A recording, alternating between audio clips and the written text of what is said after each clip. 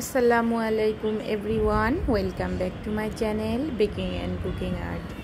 আজকের রেসিপি দেখেই বুঝতে পেরেছেন যে অসাধারণ হয়েছে। খুব সহজে এবং রান্না করে উপায়ে কীভাবে তেহেরি রান্না করতে পারেন সেই রেসিপি আজ শেয়ার করব।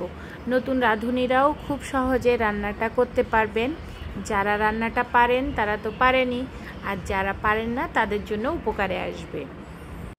এবং আপনি যাদেরকে খাওয়াবেন রান্নাটার প্রশংসা করবে সবাই। চলুন তাহলে খুব সহজে মূল রেসিপিটি দেখে নিই। প্রথমে আমরা এখানে আমরা মাংসটা প্রেসার কুকারে রান্না করব।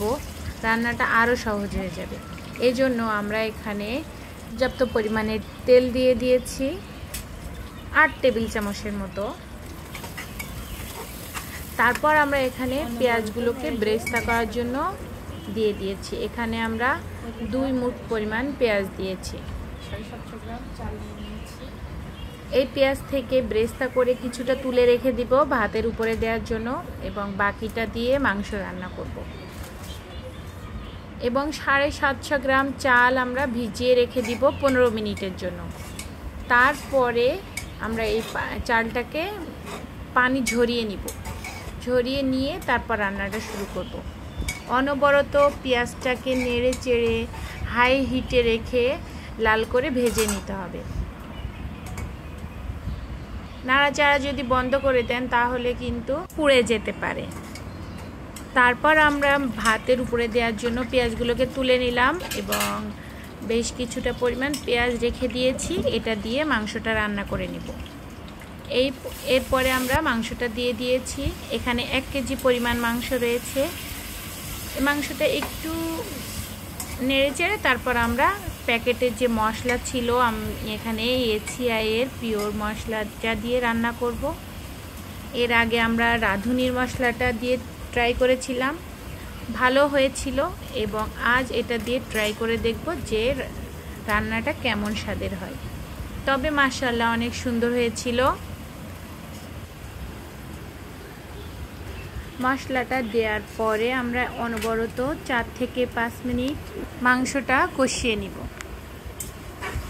অল্প কিছুটা পরিমাণ কষানো হয়ে গেলে আমরা এখানে অল্প একটু গরম পানি অ্যাড করে আরও কিছু সময় মাংসটাকে কষিয়ে নিব। এখানে কয়েকটা কাঁচামরিচ অ্যাড করে দিয়েছি। আপনারা যদি ঝালটা বেশি খান তাহলে একটু বেশি পরিমাণে দিবেন, আর নয়তো আমি এখানে 8 থেকে 10টার মতো দিয়ে দিয়েছি।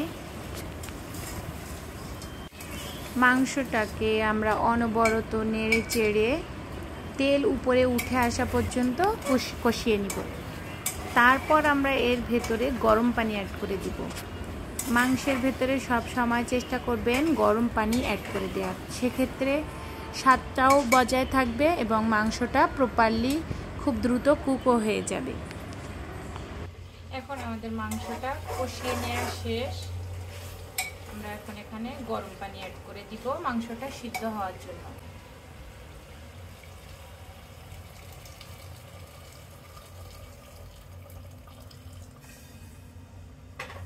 এখন মাংসটা সিদ্ধ হওয়ার জন্য আমরা এখানে 5 থেকে 6টি পরিমাণ সিটি দিয়ে নিব, এবং মাংসের কিছুটা উপর পর্যন্ত পানি দিয়ে দিব। অনেক বেশি পানি দিব না, আবার অনেক কম পানিও অ্যাড করব না। সেক্ষেত্রে তাহলে আমরা তো এটা দেখতে পারবো না, তলায় লেগে যাওয়ার একটা সম্ভাবনা থাকবে।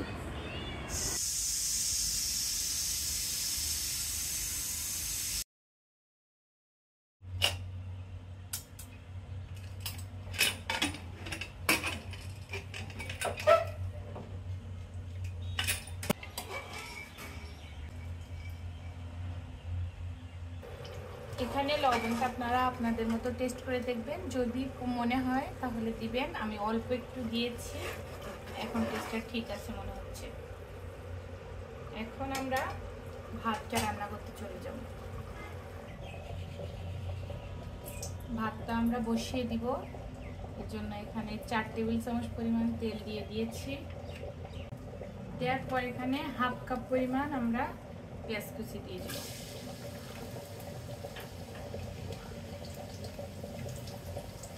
এই রেসিপি অনুযায়ী আমরা রান্নাটা করছি। যদি রেসিপিটা ভালো লাগে তাহলে আবার পরবর্তীতে চেষ্টা করবো এভাবে রান্না করার।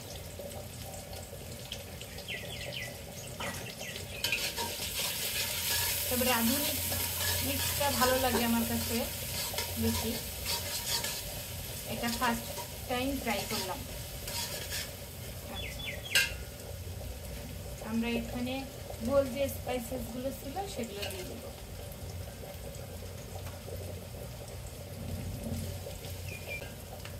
আমাদের মশলাটা যখন ভাজা ভাজা হয়ে গিয়েছে তখন আমরা এখানে আগে থেকে 15 মিনিট ভিজিয়ে রাখা চালটা দিয়ে দিব। ভিজিয়ে পানি ঝরানো চাল।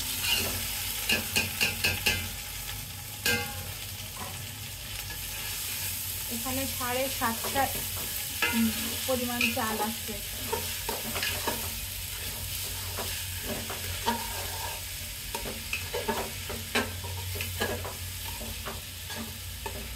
হাই আছে রান্নাটা করতে হবে। এখন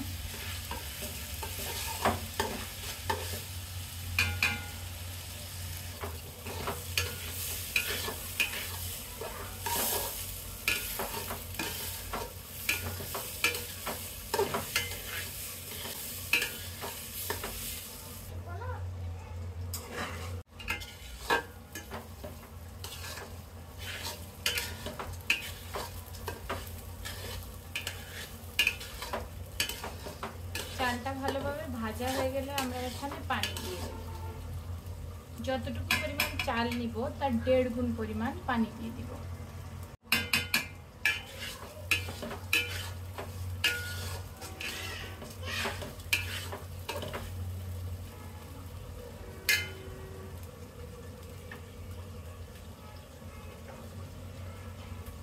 এই যে আমরা এখানে 1 লিটার পরিমাণ পানি নিয়ে নিয়েছি। এটা এর ভিতরে দিয়ে দিব। কিছুটা রেখে দিব।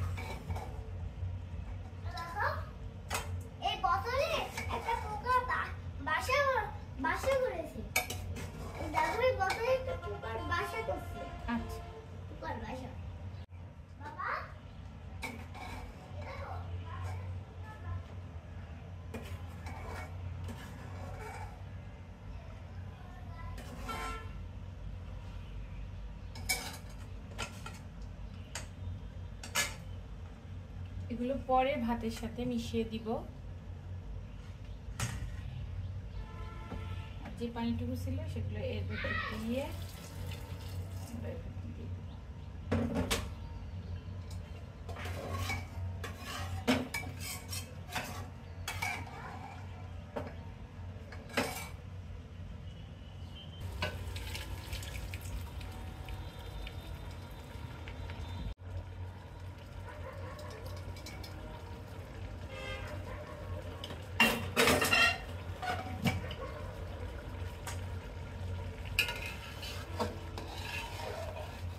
চালের পানিটা যখন শুকিয়ে আসবে তখন মাংসটা দিয়ে দেব।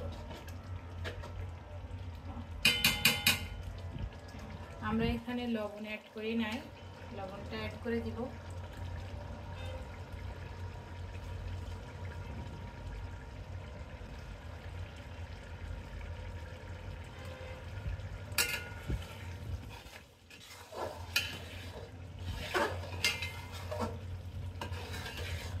চালটার থেকে পানি যখন শুকিয়ে আসছে তখন আমরা গোশটা দিয়ে দিব।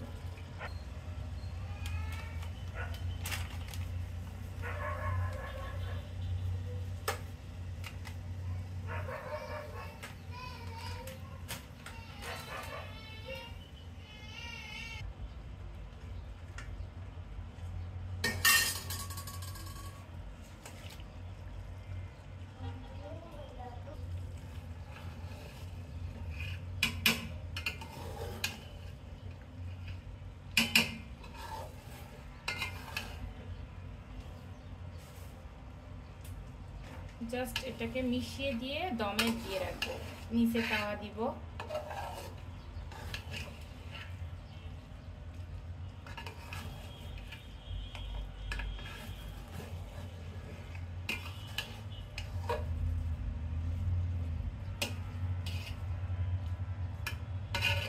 পেঁয়াজ বেরেস্তা দিয়ে দিব।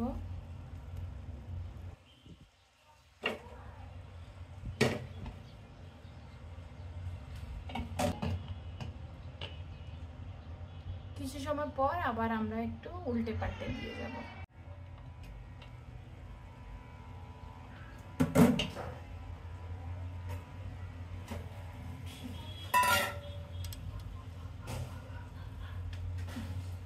এখন আমরা এটাকে একটু উল্টিয়ে দিব।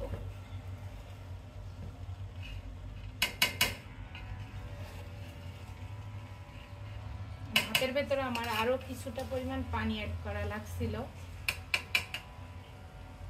অল্প।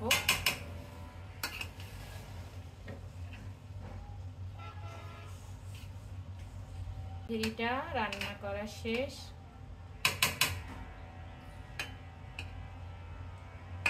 চুলাটা বন্ধ করে দিব এবার।